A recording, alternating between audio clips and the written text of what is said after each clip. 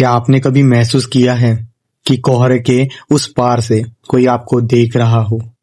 नहीं ना, वो कोई इंसान नहीं है, कुछ ऐसा जो कोहरे से भी ज्यादा सफेद है और मौत से ज्यादा ठंडा, जो आपकी परछाई बनकर आपके पीछे चलता है, लेकिन जब आप मुड़ते हो तो वहां सिर्फ खालीपन होता है।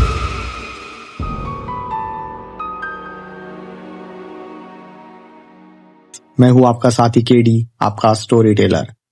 आज की कहानी का नाम है भय। आज जो आप सुनने वाले हैं वो सिर्फ एक कहानी नहीं है, वो एक चेतावनी है।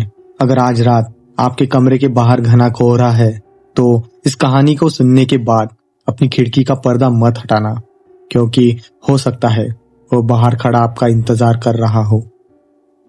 बात पिछले साल की है। कड़ाके की सर्दी थी। दिसंबर का आखिरी हफ्ता था। मेरा दोस्त विकास अपनी पुरानी एसयूवी से एक पहाड़ी रास्ते से गुजर रहा था। उसे अपने पुश्तैनी गांव पहुंचना था। रास्ता सुनसान था और कोहरा इतना घना कि हेडलाइट की रोशनी भी 5 फीट आगे मुश्किल से जा पा रही थी। अचानक बीच रास्ते में गाड़ी ने एक झटका खाया। इंजन से अजीब सी आवाज आई और गाड़ी बंद हो गई। विकास ने चाबी घुमाई, फिर से घुमाई, पर गाड़ी स्टार्ट नहीं हुई। उसने बोनेट खोलकर देखने की कोशिश की, पर बाहर निकलते ही उस भय ने उसे जकड़ लिया। हवा इतनी ठंडी थी कि लग रहा था जैसे चेहरे पर कोई चाकू मार रहा हो। मोबाइल निकाला पर सिग्नल नहीं थे। तभी उसे सड़क से थोड़ी दूर कोहरे के बीच एक पुरानी लकड़ी की चौकी दिखाई दी। शायद दशकों पहले फॉरेस्ट गार्ड्स वहां रहते थे। विकास ने सोचा, गाड़ी में रात काटना मतलब जमकर मर जाना है। उस चौकी में कम से कम छत तो होगी। वो अपना बैग लेकर चौकी की तरफ बढ़ा। हर कदम पर बर्फ के नीचे दबी सूखी टहनियों के टूटने की आवाज आ रही थी। चौकी के अंदर का माहौल बाहर से भी ज्यादा डरावना था। पुरानी लकड़ी और सीलन की महक हवा में घुल चुकी थी। विकास ने अपनी टॉर्च जलाई। दीवारें काली पड़ चुकी थी। कमरे के बीचों बीच एक पुराना लोहे का हीटर पड़ा था। उसने पास पड़ी कुछ पुरानी फाइलें और लकड़ियां इकट्ठा की और आग जला ली। जैसे ही आग की लपटें उठी, विकास को थोड़ा सुकून मिला। वो अपनी हथेलियां सेकने लगा, लेकिन तभी उसे महसूस हुआ कि कमरे का तापमान अचानक और गिरने लगा था। इतना कि आग के पास बैठे होने के बावजूद उसके मुंह से भाप निकल रही थी। तभी उसे एक आवाज सुनाई दी। आवाज छत के कोने से आ रही थी। विकास ने टॉर्च ऊपर की। वहां कुछ नहीं था, पर जैसे ही उसने टॉर्च नीचे की, उसकी चीख निकल गई। फर्श पर, जहां कोहरा दरवाजे के नीचे से अंदर आ रहा था, वहां गीले पैरों के निशान बन रहे थे। जूतों के नहीं थे, नंगे पैरों के थे, पर वो पैर इंसान के नहीं लग रहे थे। उंगलियां जरूरत से ज्यादा लंबी थी और हर निशान के साथ बर्फ का पानी फर्श पर काला पड़ता जा रहा था। वो निशान एक एक करके धीरे धीरे विकास की तरफ बढ़ रहे थे।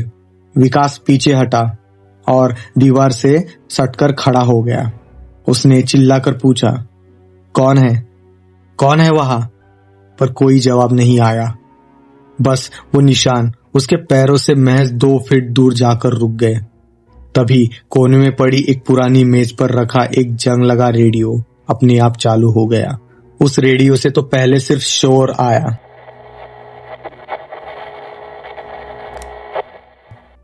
फिर एक धीमी मरियल सी आवाज गूंजी। वो आवाज विकास की माँ की थी, जो 2 साल पहले ही गुजर चुकी थी। आवाज काफी धीमी थी और कांपती हुई थी।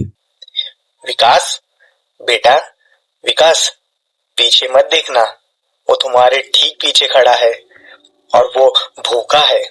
विकास। अपनी माँ की आवाज सुनकर विकास का पूरा शरीर पसीने से भीग गया था। उसने कांपते हाथों से आग में एक बड़ी सी लकड़ी डाली ताकि रोशनी और भी ज्यादा बढ़े। और जैसे ही रोशनी तेज हुई, उसने दीवार पर अपनी परछाई देखी, पर वहां उसकी परछाई के अलावा एक और परछाई थी। एक बहुत लंबी पतली आकृति, जिसके हाथ विकास के गले के पास जा रहे थे। विकास ने बिना सोचे अपनी टॉर्च पीछे घुमाई, पर वहां कोई नहीं था। सिर्फ खाली कोहरा था जो कमरे में फैलता जा रहा था। अब विकास का सब्र टूट चुका था। उसने अपना बैग वहीं पे छोड़ा और दरवाजे की तरफ झपटा।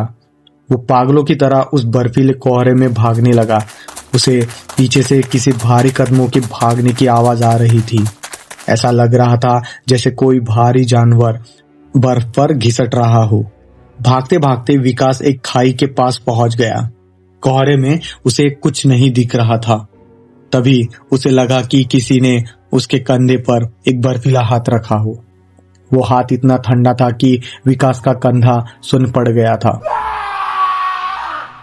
वो चिल्लाया और उसने छलांग लगा दी। खुशनसीबी थी कि नीचे बर्फ का ढेर था। विकास बेहोश हो गया था। अगली सुबह जब उसे होश आया तो वो सड़क के किनारे था। कुछ ट्रक ड्राइवर्स ने उसे बचाया। जब वो अपनी गाड़ी के पास पहुंचा तो जो नजारा उसने देखा उसने उसे उम्र भर के लिए डरा दिया। गाड़ी के चारों तरफ वही लंबे पैरों के निशान थे और कार के सामने वाले शीशे पर कोहरे के जमने से बने बर्फ पर किसी ने उंगली से लिखा था, भय को घर ले जाओ, विकास मैं तुम्हारे साथ आ रहा हूं। आज उस बात को 1 साल हो गया है। विकास अब कभी अंधेरे में नहीं सोता। वो कहता है कि जब भी रात को बाहर कोहरा होता है उसे अपनी खिड़की के शीशे पर खुरचने की आवाज सुनाई देती है, जैसे कोई बाहर खड़ा अंदर आने का रास्ता ढूंढ रहा हो। तो लिसनर, ये थी मेरे दोस्त विकास की कहानी।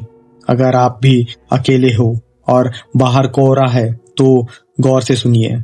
क्या आपको भी अपनी खिड़की पर किसी के नाखूनों की आवाज सुनाई दे रही है? अगर ये वीडियो आपको जरा सी भी अच्छी लगी होगी तो वीडियो को एक लाइक करो और चैनल पे नए हो तो सब्सक्राइब करो। मैं हूं आपका दोस्त केडी द स्टोरी टेलर। मिलूंगा किसी ऐसी ही डरावनी और क्रीपी कहानी के साथ। तब तक के लिए स्टे ब्लेस्ड।